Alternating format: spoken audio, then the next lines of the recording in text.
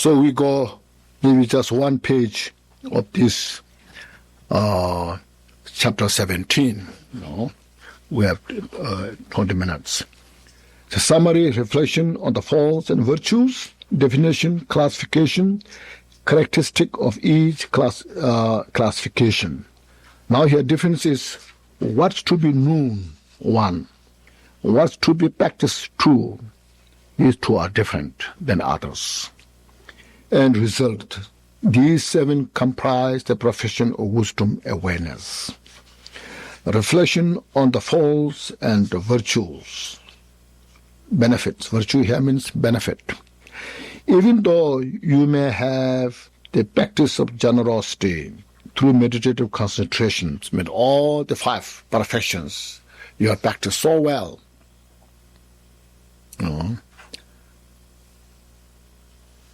Say meditative concentration, the rank of omniscience will not be achieved. See, means you will not become Buddha. If you lack the perfection of wisdom awareness, if there's no wisdom, you cannot become Buddha, or not. You cannot free from samsara. Even though you may enjoy a lot of those benefits.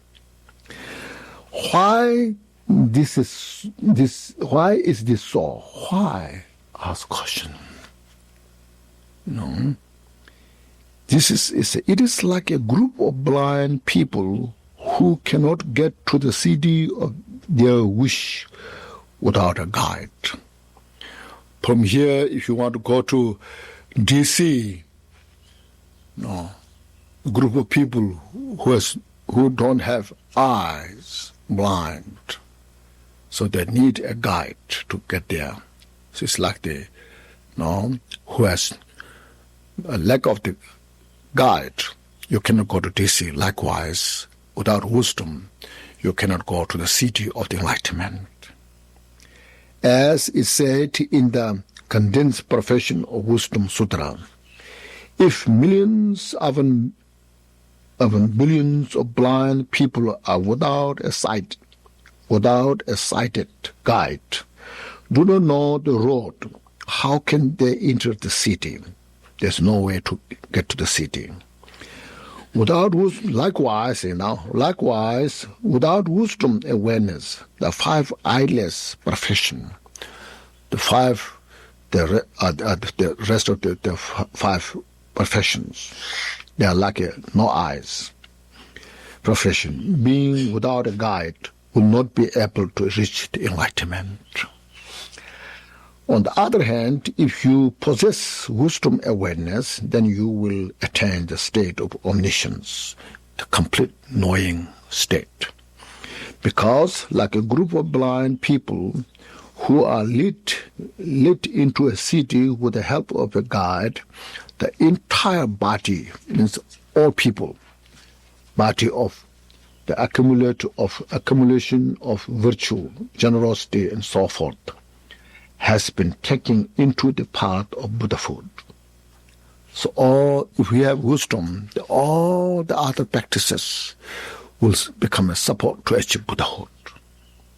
As in said, engaging in the middle way, this is by Chandrakirti, Just as an entire group of blind people is easily led to the place of their choice with the help of one having eyes, then similarly, a wisdom awareness lead the others eyeless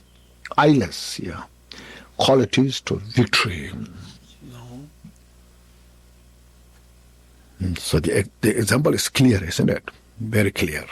So when you have the wisdom, meaning is, then you see, as in the described in the interdependent origination, everything's interdependent.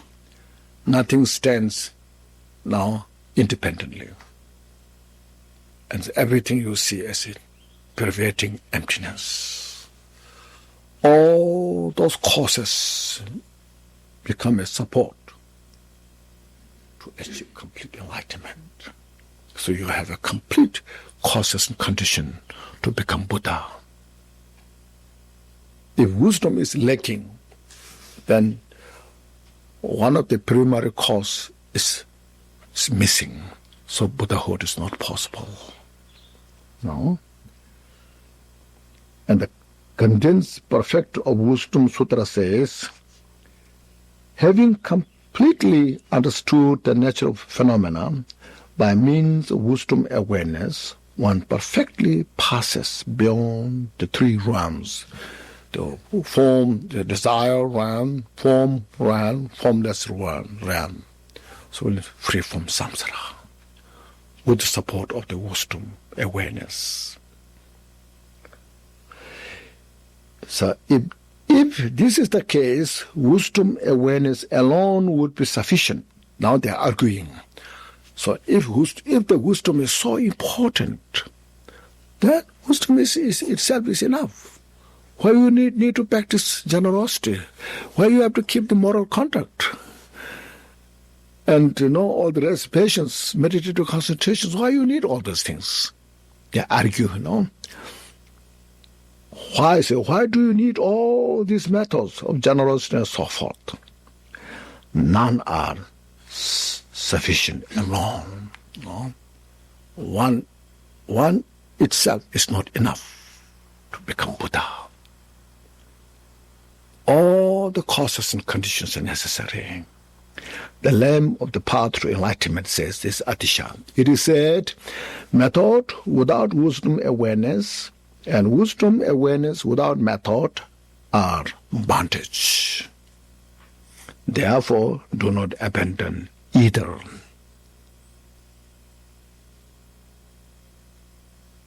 Wisdom without method, generosity to the meditative concentration, your wisdom will be not too strong to become Buddha, because it has no complete path, no complete conditions. And method without wisdom, you cannot free from samsara. So both are necessary. Where then will you be bound if you practice method and wisdom awareness separately? Now ask question. What's the problem then if you practice separately? See, it's the debating, you see.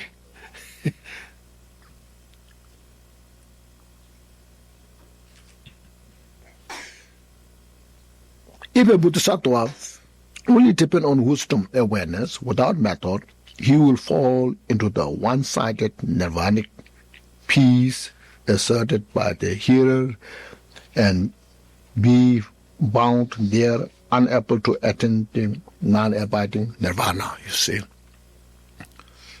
The bodhisattva, without all the methods, just alone wisdom, awareness, special insight, that bodhisattva is will bound to the partial nirvana, the nirvana of Sharavaka and Partikbuddha.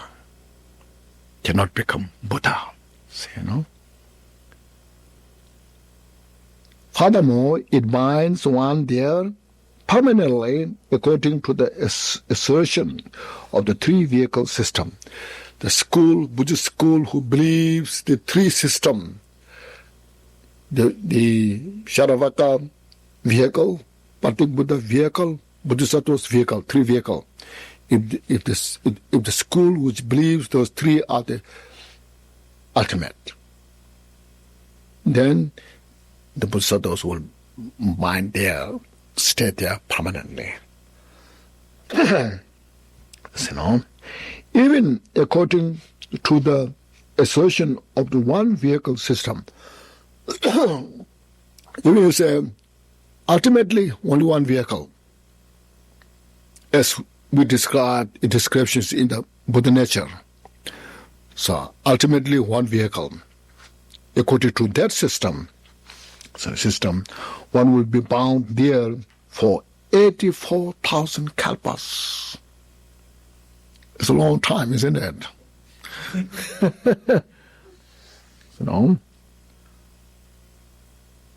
If one only depends on method without wisdom awareness, one will not cross beyond being a childish means not childish, ordinary person means cannot cross the samsara, will stay in the samsara all the time.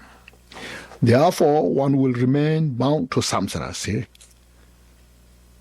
Akasha Mati Request Sutra says, since the practice of wisdom awareness without method will bind one to nirvana, and the practice of method without wisdom awareness will bind one to samsara.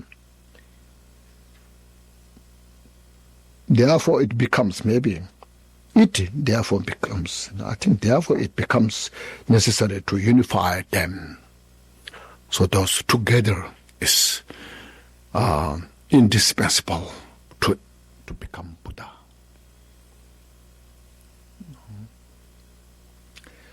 The sutra shown by Vimalakirti says, what's the advantage of all bodhisattva and what's the liberation? So wisdom awareness not supported by method means all the 5 other meditation practices in the perfection state. Method is advantage. Wisdom awareness supported by method is liberation. Method not supported by wisdom awareness is bondage. Method supported by wisdom awareness is liberation. See now. Therefore, practicing either method or wisdom awareness separately is the activity of Mara. So it's called Mara. It's confused. Mara of the confusion. The Naga king Sakara requested. Sutra says, there are 2 activities of Maras in the Bodhisattva's path, Method separate from wisdom awareness means a method without wisdom. And wisdom awareness, where awareness separate from method, wisdom without method. So those are the Maras, confused. One should abandon these by knowing them to be the activities of Maras. Acknowledge they are the special obstacle to achieve complete enlightenment. For example, just as we need eyes to discern the road, to know the road, and feet to cross the distance in order to reach the city of our choice, like we need a driver and a car. The driver will notice where you are driving, and the car will reach you to that place where you want to.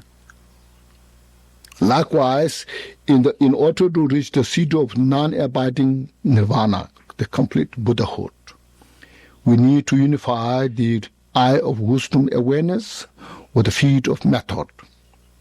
The Mount Gaya Sutra says, in brief, the path of the Mahayana is twofold, method and wisdom awareness. Furthermore, wisdom awareness does not arise by itself. You need a support from others. For example, even if you kindle a fire from a small amount of wood, a large, long burning fire would not appear. But if you made a fire by gathering a large amount of dry wood, fuel, big heap of wood, fuel, it would become large and long burning. The fire will be big fire and will burn for a long time, and you would not be able to put it out even if you try to extinguish it. Even the water also becomes a support to burn the fire. Likewise, great wisdom awareness will not arise where there's little accumulation of merit.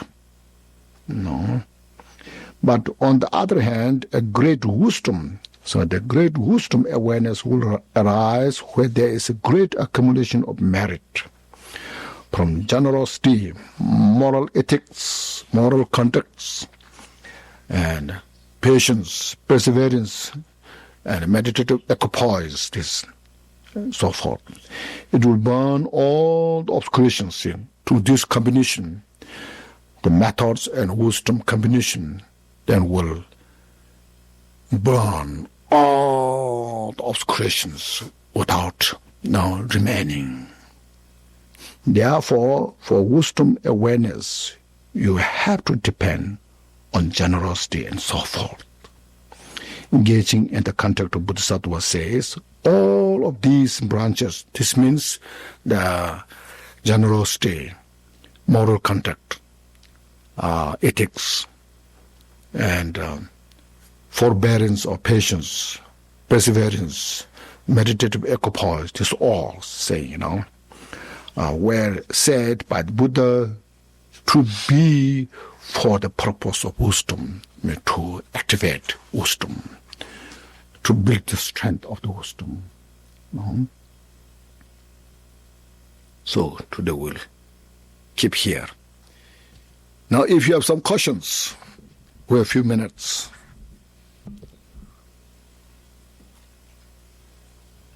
Any questions you have? Yes. Yes, Larry. I'm trying to understand the concept of mental formation. It was a big aha experience for me when I... Big what? Aha. You know what an aha experience is? When suddenly you realize something that you've been... and then dissolves?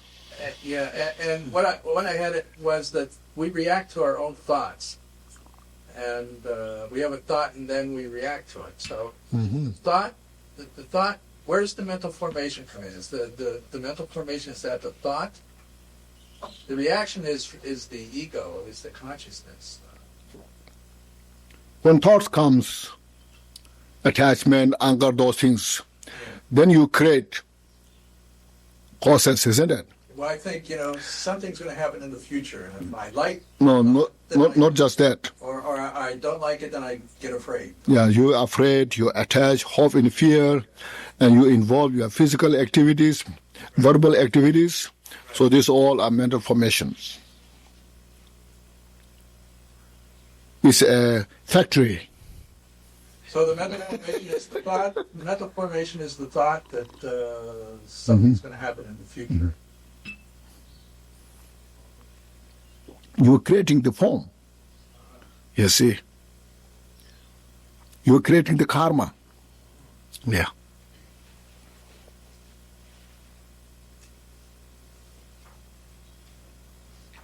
So it's the thought combined with attachment?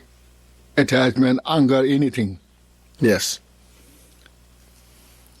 And the grasping is Yes. kind of the thought arises, and if you just let the thought go, then there's no karma. But if you grasp onto the thought, then It was initiated by the thoughts, isn't it? right. The grasping or the craving is initiated by your thoughts, isn't it? And the thought, I think it says, comes from ignorance. Yes. That's right. So, yes. If we have thoughts which are negative or feelings negative, and we observe them and don't attach to them and they disappear, they create karma by having had those thoughts and feelings? I'm sure some amount, a little bit. Yes, some. When there's little fire, little smoke comes,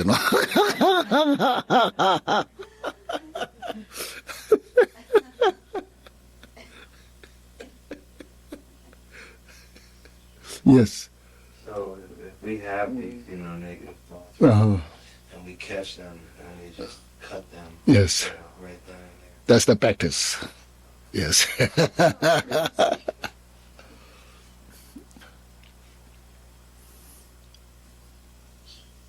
have a question about Bhutan and the United States. So Bhutan is a small country. Yes. Almost all of the people there are Buddhists, and I think that not too long ago they chased all the Hindus who had come to Bhutan during the revolution out. So everybody's the same. In America, we've invited people we've people have come here from all over the world, and they have all these different religions. Yes. We have a government that's based on argument. Yes. So how do we resolve? And we live in a country that's in which debate is the deal. Yes, the debate is the real, which is constitutes the country. Yeah. Yes. Right. So it's very good, you know. Except we go so on in our head that Yes. which one's right and which This one's is wrong, yeah. If you lay out 10 virtues, yes. I don't think whatever the spiritual is or non-spiritual is, nobody will argue with that. If you talk about some belief systems, then there's a lot of arguments. But the 10 virtues, 10 non-virtues, Okay. there will be very little argument. Okay. Yes, that's it. Yeah. Yeah, keep it simple. You know. Yes. Khenchen, I think I mentioned briefly, like my mother-in-law just died recently, and my husband and I went, and she's a Christian. My husband's father was a minister, so she was a Christian minister's wife. And I was there last weekend by her bedside, so she was really close to death.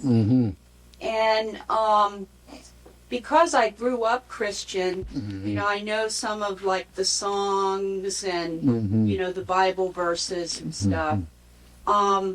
So my sister-in-law and I were singing some of those songs to her. And I told myself that was okay, even though I'm a Buddhist, because I saw it more culturally. Like, I wasn't really practicing the religion, but I saw it more as a cultural thing and bringing comfort to her. Do you feel like that's a conflict, or that's okay when so many of us that were born here grew up in Christian families, and sometimes like in these funeral services and stuff like that, you know, to participate, but kind of feel like it was part of the culture you grew up in, even though it's not my personal practice.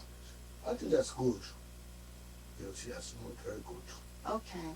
You're brave enough that you can accept it.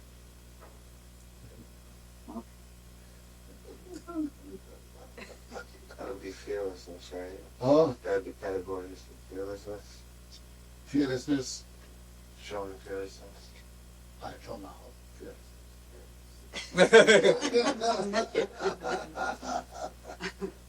Yes. Rinpoché, meditative concentration is equipoise, the most Absorption. is a foundation.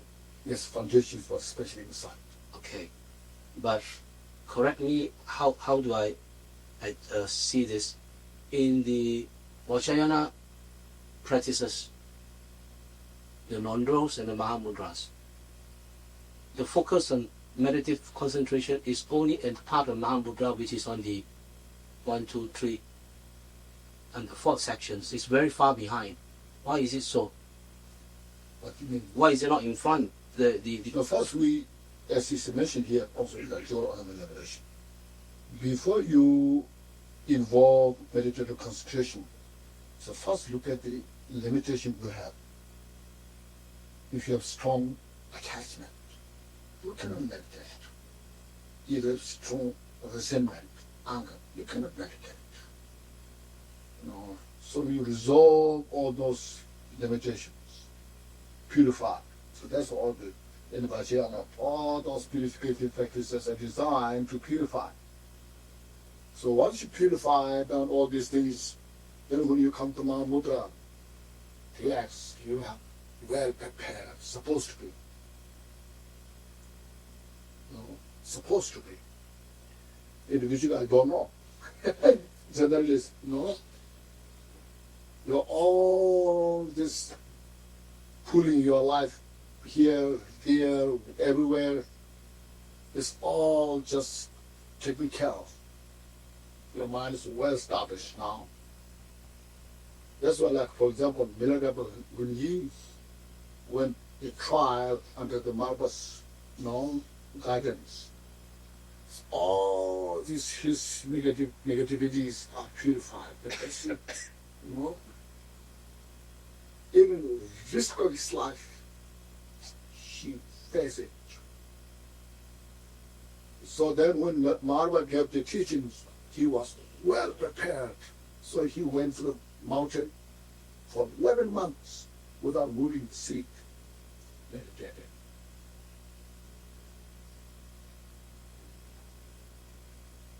See?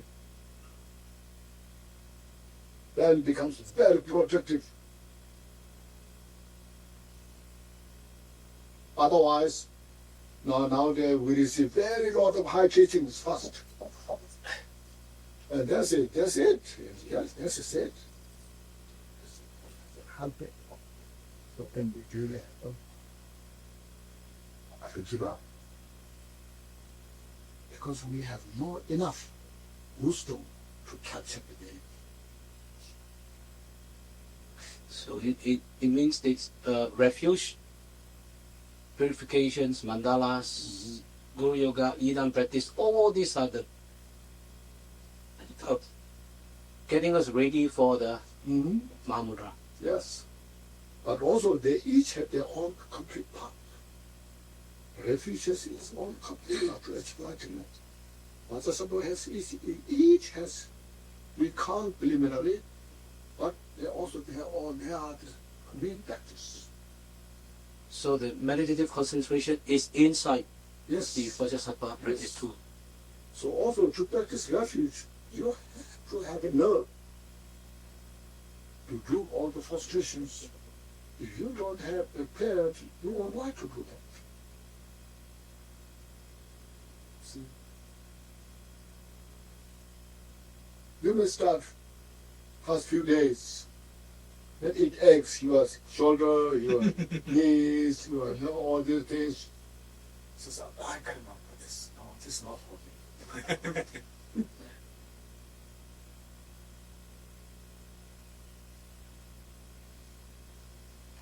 Thank you.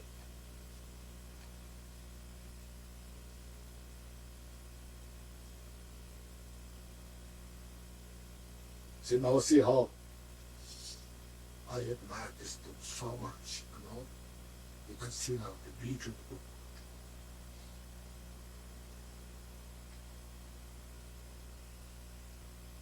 You should get some experience of this book. Then you see real.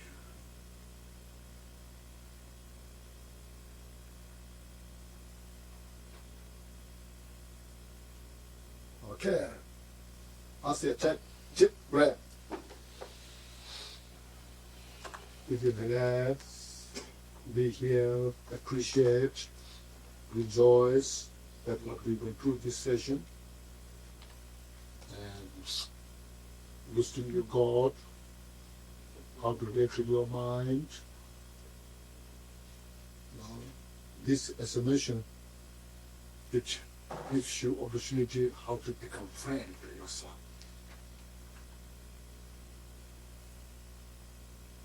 To enjoy your life.